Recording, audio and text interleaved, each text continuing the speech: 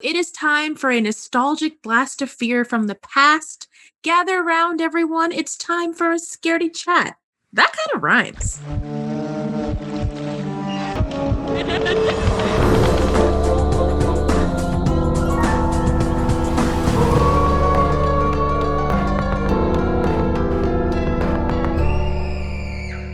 Welcome to Scaredy Chat. My name is Kaitlin Riley. And I'm Monica Suriagi, and we're here to talk about the scary things that we saw as kids and how they stay with us and affect us well into adulthood. Like, the whole point of this is that the things that scare you when you're a kid are not leaving your brain. And we're here to talk all about it and work through some stuff with our friends.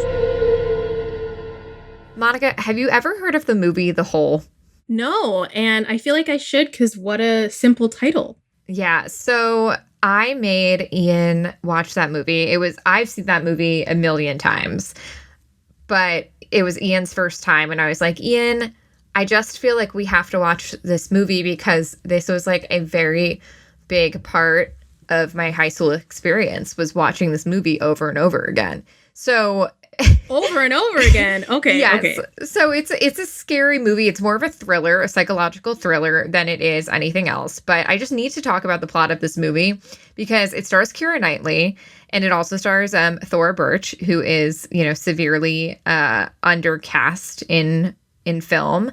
She is a little girl from Hocus Pocus. Monica's a big Hocus Pocus fan. Oh, she's so cute. Yeah, she's so cute. I'm sure she's adult cute now, but she's child cute there. I mean, she's super cute in this movie, but she is also like, I can't actually spoil it, but basically the premise of this movie is that it's a group of like high school sexy teens who don't want to go on like a trip. They're at a English boarding school and they don't want to go on a trip with their classmates for spring break. So they decide, instead of going to like Wales or somewhere for spring break with their school, they're going to spend the entire like 4 to 5 days partying in a bunker in the woods. So that sounds significantly less fun. Oh my God. People are so stupid. That's what I thought. And also the bunker is not like a tricked out bunker. It's literally just a bunker in the woods. So is it like leftover from World War II or something? I actually don't think they ever explain it, but I can only imagine that it's leftover from World War II or some more. But it's like a hole in the ground with like, metal pieces and stuff like that. But there's electricity and I guess there are bathrooms, but like really shitty bathrooms. And they decide like that this is going to be where they party. Okay, so already not believable from teen girls. Got it. So what they do is, they party for a couple of days and like nobody brings really food or anything. And then they get locked in the hole because the bunker door closes. And it is just the most effed up movie to ever be a movie. But we were just watching it and I realized that this movie, it's the reason why I'm super weird about always having water on me. It's specifically this movie. For those of you who don't know Kaitlin, one of her defining character traits is always having water. Wow. This is your origin story, Kaitlin. This is your origin story. It really is. And honestly, I'm so weird about it. I mean, I always walk into something with like, I don't drink coffee, but I drink these giant iced teas from Starbucks. And I always have to have that plus like a water bottle in my bag. And Ian thinks it's super weird because like I won't share my water with him. Like even if I'm at home, he'll be like, "Oh, can I have some water?" And I'll be like, I'll get so mad. I'll be like, "Can't you get your own water? Like, please." This is my survival water, not yours. Because that's what happens. Because in the movie, and I feel like I'm going to spoil this for you, but you honestly should watch it. You should watch it because I think you would appreciate it.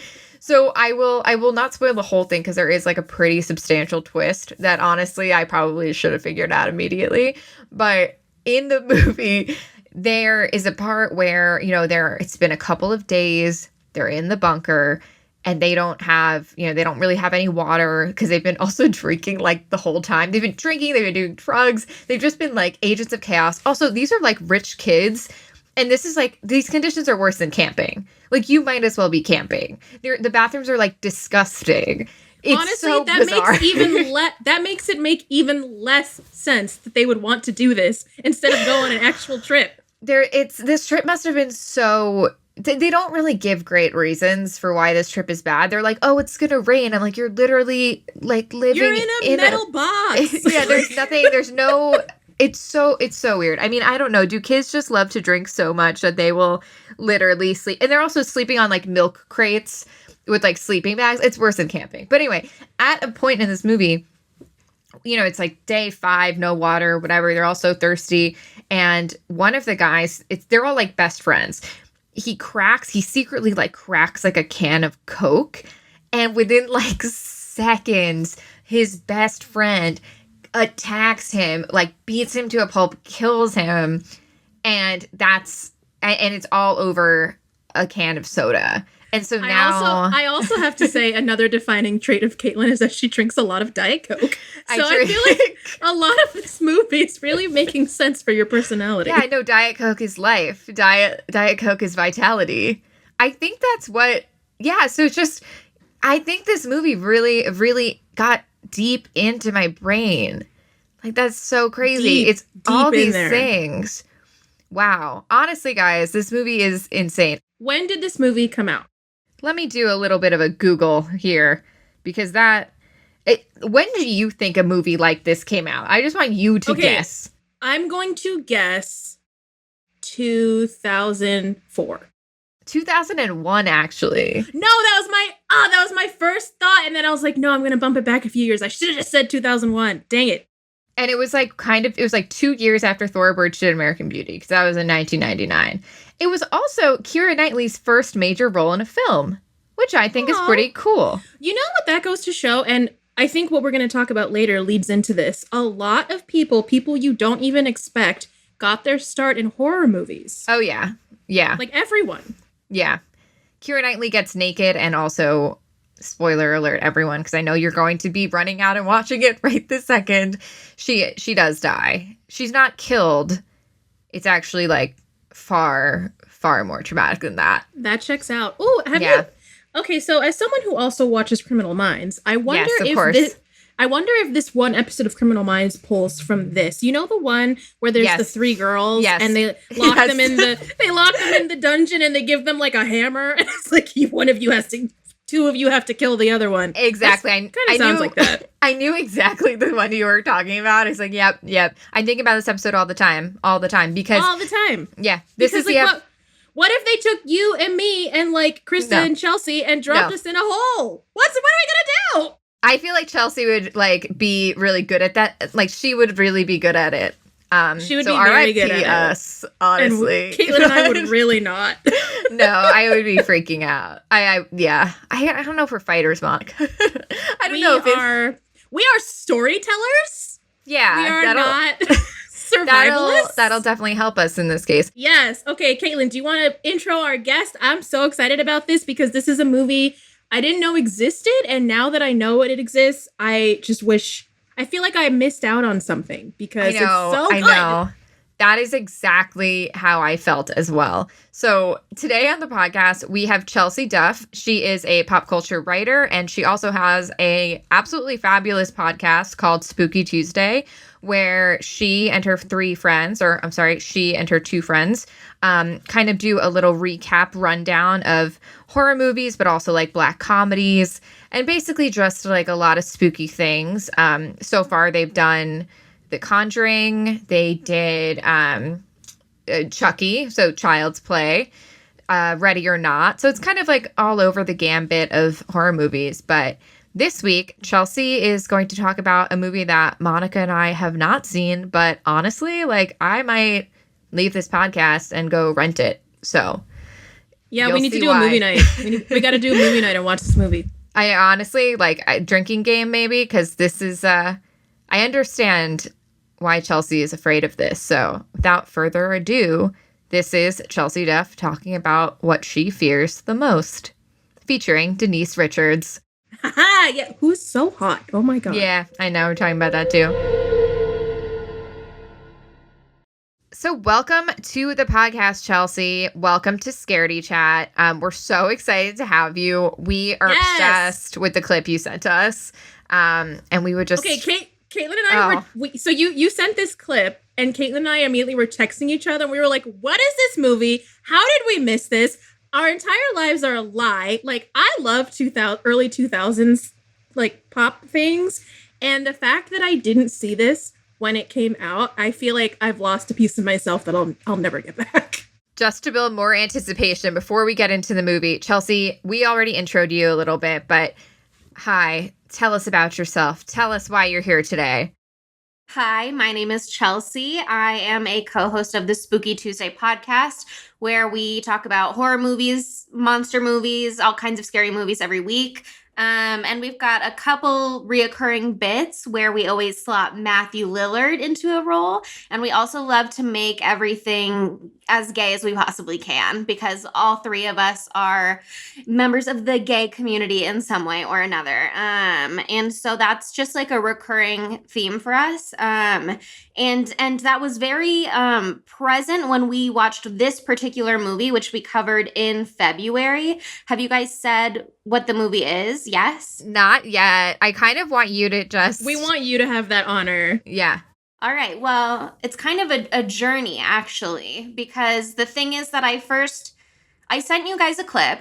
And when I first saw that clip, I kind of saw it divorced from any context. And I only found out what the movie was like years later.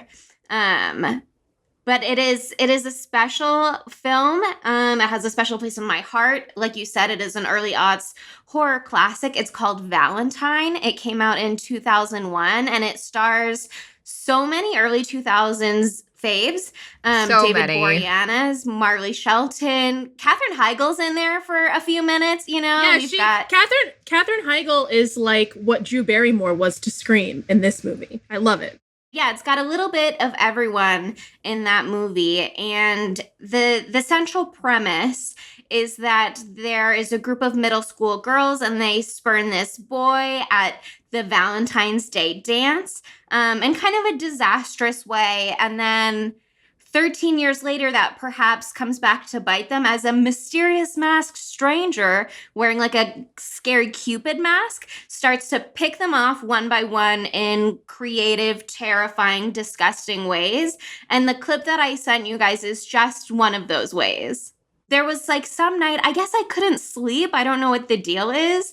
But I turned on the TV and I was just like channel flipping. And I think I would sit really close to it with headphones on, like just in case, because you had to like plug your headphones into the TV, you know, so you couldn't be too far. But I was just like channel flipping in the middle of the night because I couldn't sleep, but I was bored. And I stumbled across this scene and was immediately hooked. Wasn't sure what drew me in at the time. Now that I am an adult, I'm like, Denise Richards was on screen and you like women. And I think that probably was enough. I think she is one of the hottest people alive in the year 2001, for sure.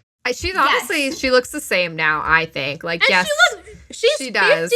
She is 50 years old now, and she looks exactly the same. She's like a hot Cocker Spaniel. I was telling this to Chelsea. That's how I identify Denise Richards. Super hot, such a babe, but like has this face where I'm like, she looks like a sweet, like if a Cocker Spaniel was like a person, like it's hard to explain because it doesn't mean she's not cute. It does mean she's cute. I can't explain what I mean by this, but she just has this face that I'm like, I love you. Like, I don't have to understand it. It's great. You don't have to, but she's great.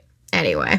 For me, it's less Cocker Spaniel and more like Doberman Pinscher because she's kind of a severe energy to me, but maybe it's just this movie in which she plays just an absolute stone cold man-eating bitch. And that particular energy really calls to me, and it especially called to me now that I'm grown on a rewatch.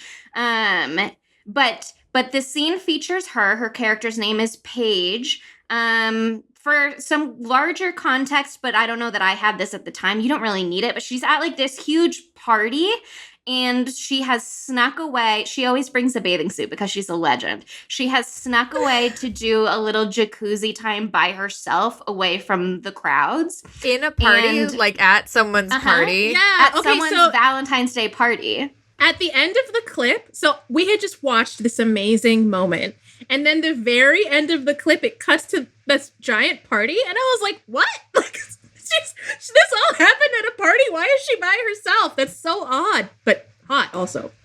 Yes, I mean, okay, the thing with that is that she was at the party. She, like I said, she's a man-eater, so she had been at like a speed dating event earlier in the movie, and she met this horrible guy. And she invited him to the party. He comes there. He's like, do you want to go upstairs? And she's like, hell yeah. But then they go upstairs to a bedroom, and he just like whips his dick out and is like, whacks it. And she's like, are you kidding me? No, I'm not doing that. And he's like, come on, babe. Like, you know what we're here for. What? And so there's this whole other legendary scene where she's like, okay, let me do this moment, where she then ties him to the bed and is like being all sexy about it. And then she's like, do you still want me to wax it? And he's like, yeah, baby. And then she pours a melting candle wax all over him. So she just like casually assaults a man a little bit, but he's a dirtbag. So you're like, yay, Paige. And go then casual assault. Yeah, she needs a little schwitz to cool off afterwards. You know what I mean? So she just takes her bikini down to the jacuzzi room. That is such a weird thing to do at a party that is not your party. Yeah, so far everything she has done at this party is something I would never do at a party. I would never do any of these things at a party, but I also am in love with her. And so to me, she can do it's these like, things. I want what she has. Well, I don't want what she has because I don't want to be her. I just want to be like her little sidekick. You know what I mean? I'd be terrified to date this woman. I have to be honest, because like she would be so mean to me, and I wouldn't want that. But also, I might. But also, maybe depends on the day. But yeah, no, I could not handle a wax. That would be hard. That would be hard. You're not supposed to do regular candle wax. You're supposed to do like specific body safe wax. Like that will give you absolutely burns up to hell. I literally just tried to wax for the first time. That shit is painful. I'm gonna shave. Why would I? Like I would never see my skin. I would never try to wax myself like you did. I'll get a bikini wax. I like that. I would never do it on myself ever. Well, some of us are brave. Oh, okay. No, I'm not. I'll never again. Legit never again. No. Maybe Denise Richards if she's involved. Yeah, but no. That's true. No otherwise. Anything for her. But so anyway, that's the background. She's just demolished this man at a party, and now she's like, I don't want to go back to all these losers. I'm not in the party vibe anymore. I'm just gonna bring my bikini, which she always has on hand, I guess, down to the jacuzzi room by herself. And there is another character who says something like, she's probably off in the hot tub. Like, this is just something she does, apparently. This is just, like, on brand for her. But she sneaks off to the hot tub, and there's a moment where she hears something and like gets out of the hot tub to investigate. And she's looking around. She's like, is anyone in here? Does anyone want to be my Valentine? Someone's like left her a rose. But then when she turns around, there's the masked figure that I mentioned earlier. And he's wearing this scary Cupid baby mask. It's like that mask is messed up. It is a baby. It is, you know, because in what is it, Happy Death Day? It's kind of like a baby mask. Love that movie. Yes, this one is worse. This mask is worse. So I thought it was just a redheaded child mask. So I did not associate it with Cupid, despite the movie being named Valentine. It looks kind of like Chucky, actually, like Chucky if he was like a real human. Like his hair is like it's coiled red. But yeah, I did not associate that with Cupid, and now I'm like, wow, obviously. And the mask is so shiny. Why is it so shiny?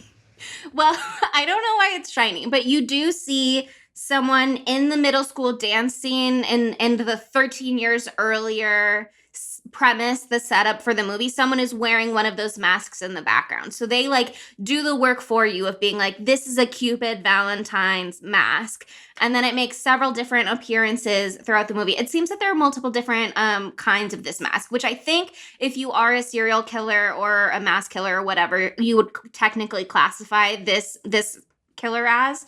I think that's a good idea. You know what I mean? Because you never know what's going to happen. You want to have backups and you want to have versions that are suitable for all your different spooky outfits. I think it's functional, you know? It's like we're supposed to assume this is as common as like the ghost face mask in the Scream franchise, like that you can get it in any Halloween store. But like, yeah, of course, everybody knows on Halloween or on Valentine's Day, you go to your local party store and you purchase the creepy redheaded child mask for all your activities. And then you wear it to all of your Valentine's Day events. Yes. Super normal. It's not suspicious. Everybody loves it, actually.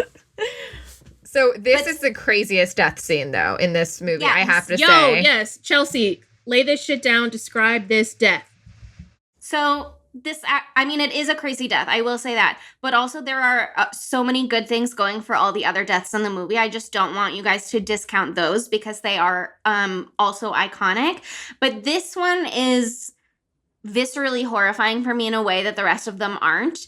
Because when she gets caught in this hot tub room, this indoor hot tub room, she runs into the killer when he's just like pops up behind her.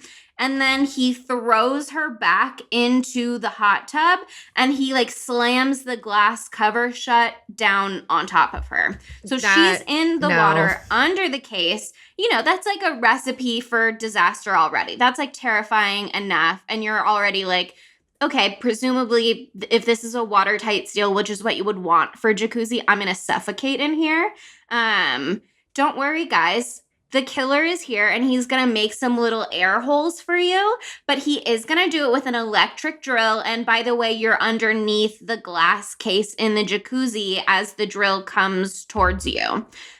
So Denise Richards ends up trying to like dodge the drill as it's like piercing holes in it. And I don't know if you guys swim much, but you know when you're like trying to swim backwards underwater, it's a little bit of a struggle. And so she is not having an easy go of it. And also she does have to come up for air every few seconds and try and like suck air out of the hole so that she can breathe and stay alive. But eventually she gets got, and the drill pierces her arm, and then the jacuzzi just like fills with blood. It's just like turns bright red, and you think like, wow, what an awful way to go. I would hate to be drowning, bleeding to death, suffocating all at once. You know what I mean? Just like lots of bad things here. Thankfully, in his infinite mercy, the killer is like, don't worry, I'll put an end to this quick, because he pops the case back open. He drops the drill in, which is plugged into some extension cord, I guess. And it electrocutes her. So it just like fries the shit out of her. And then you saw in the end of the clip, cuts out the lights at the rest of the party. And everybody's just like, oh, party foul. And then they all leave. Nobody finds her. They just like go home. I thought this was like so amazing. This was an amazing death. Okay, triple whammy. Let's break this down. 1, the glass shuts. You're like, oh, she's going to die from that. No. Then there's the drill. Oh, she's going to die from that. No. And then all of a sudden he just splits it open and throws it in. I was so surprised by that. Me too. When the drill hit her, I thought that was it. I was like, okay, yeah, he's going to leave her and she's going to die in here. Right, like better than suffocating, honestly. That was the thing. I actually thought the scariest part of this whole thing was when they closed the glass case, because I was like, oh my God, if he just leaves, that is like my scariest shit, I think, like being buried alive or being like suffocated like that. But no, then he's drilling the little air holes, which I guess he didn't intend to do as air holes. But I also want to point out that the sequence of her dodging the drill bit is very long. There's like 5 different times where she dodges it. And I was like, oh my God, how many times are they going to do this back and forth dance thing under here? And like, she's an athlete. Loved it. Yeah. I would love to talk to Denise Richards about how she filmed this scene. She gave that killer a hell of a fight though. Like she really, for being trapped under a pane of glass. She survived for a pretty long time. I mean, Chelsea, your misery. You were a kid when you saw this, so did this instill any in your formative years? Did this death scene instill any kind of fears in you? I will say that it haunted me because it was one of those things that I just like thought about somewhat regularly for years until I became an adult, and I was like, do you know what? I think I can Google this probably and find out what this was, because I literally just saw that scene so divorced from any context and was just like, wow, what an absolutely insane thing to watch. Especially not knowing what was going on, being in the 5th grade in the middle of the night. It really stuck with me. But I think the specificity of it being a clear cover helped in some way. You know what I mean? Most people don't have like a plexiglass cover in which you can see the drill bit coming down at you. And I think to some degree I was able to divorce myself from that. And so if I was like in a hot tub with a regular cover, it's like, well, if I were in here, perhaps I would be protected because the killer would not see me.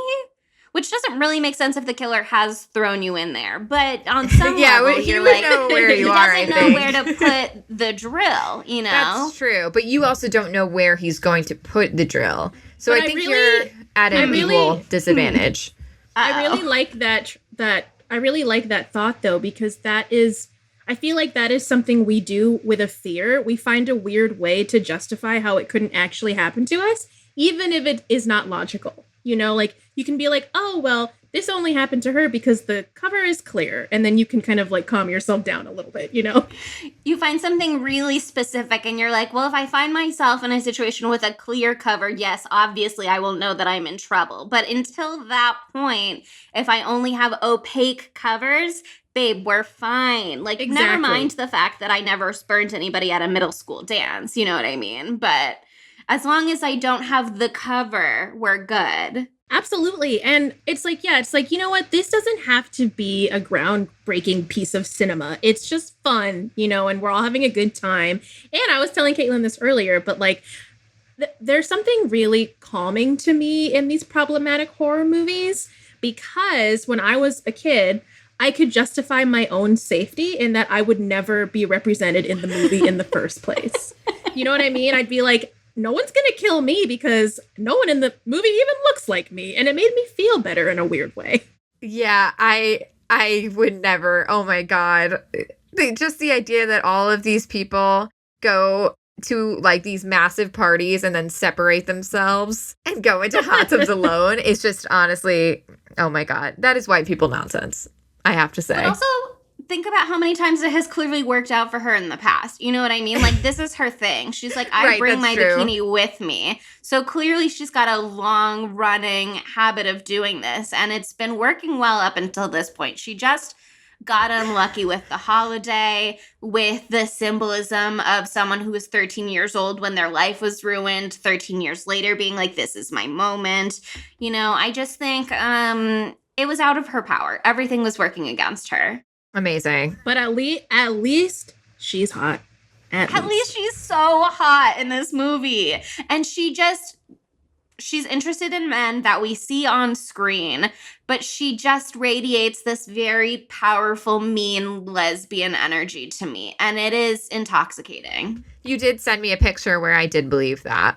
So I was like, yeah, that makes sense. Yeah, she looks great. She looks great in that wife beater. Looks great. Yeah.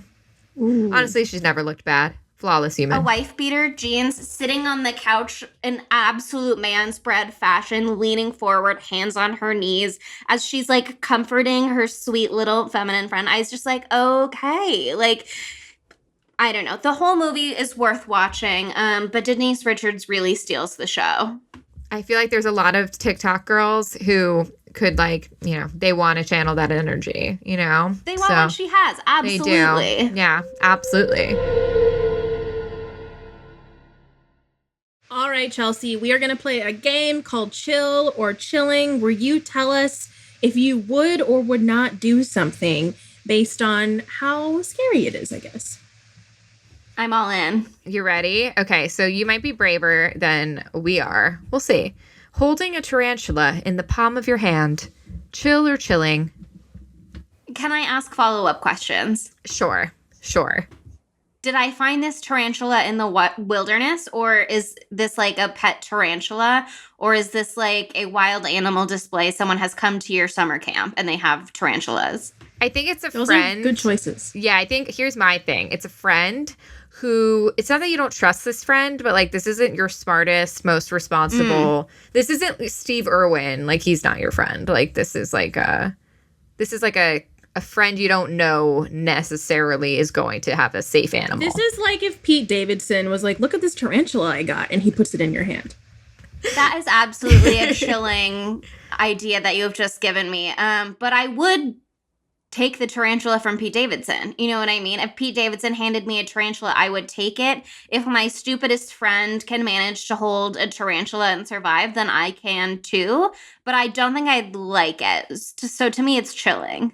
Okay, so chilling would be bad, just to clarify, because it is... It's not chill to me, though, is the thing. It is not a chill concept, but I'm tough, you know? I'm a brave girl. I feel that. I absolutely feel that.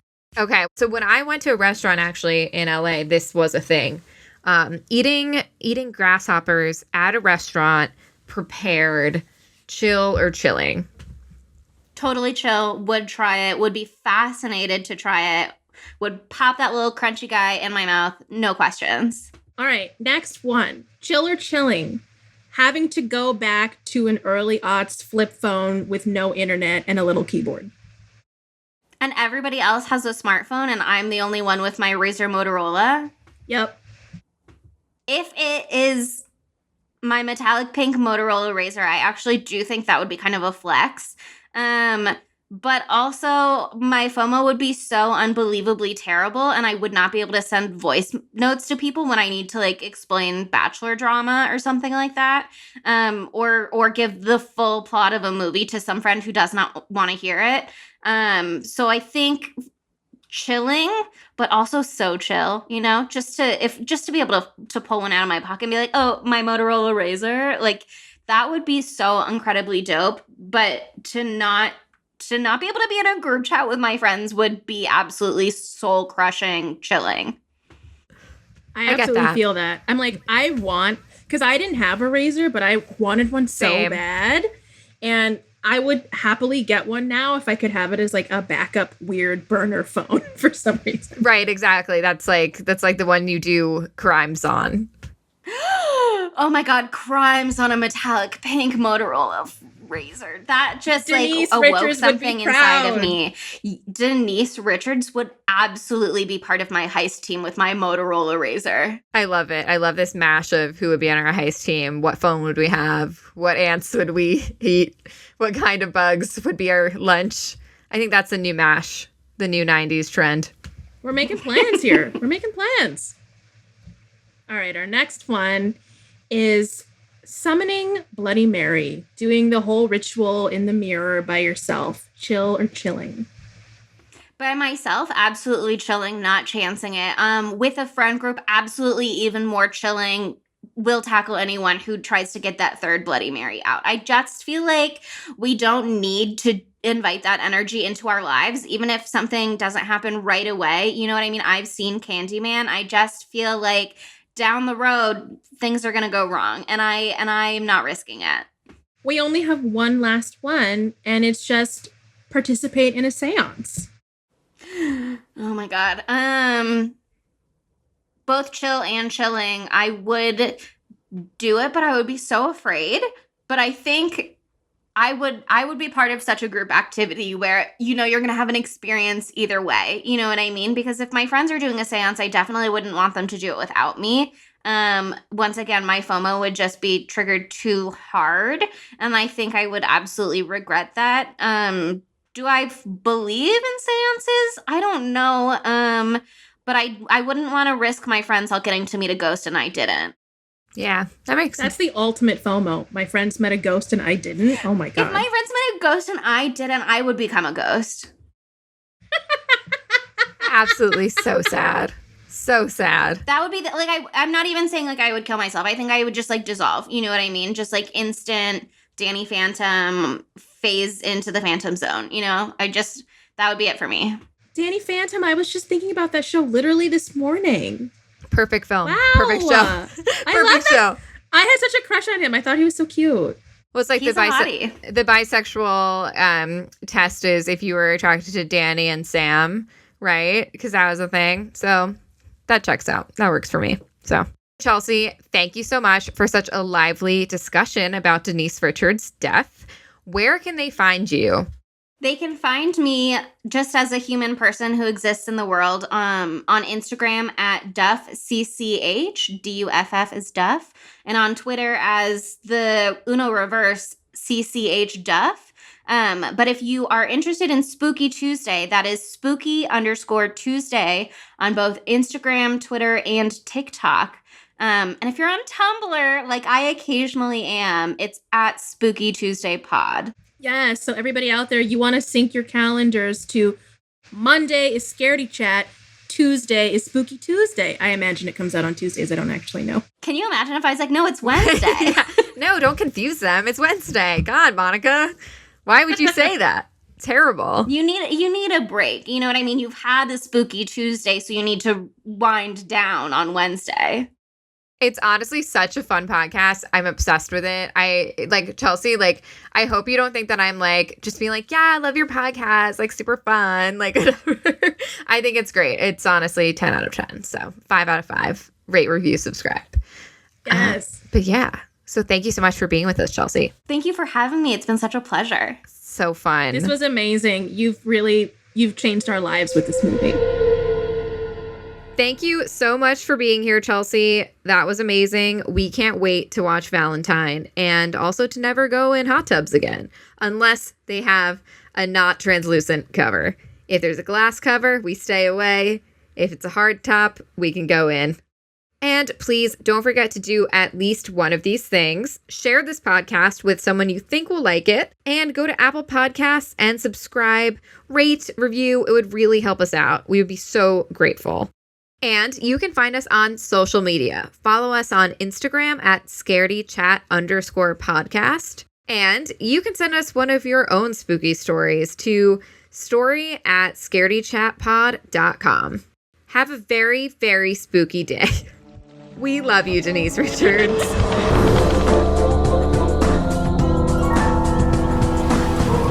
Scaredy Chat was developed and hosted by Kaitlin Riley and Monica Moore-Suryagi. Produced by Jeff Swimmer. Editing and sound design by Fitz Harris. Theme music by Eric Fashingbauer with samples by Jeff Zahn and Jack Lenz. And Gail Gilman is the executive producer.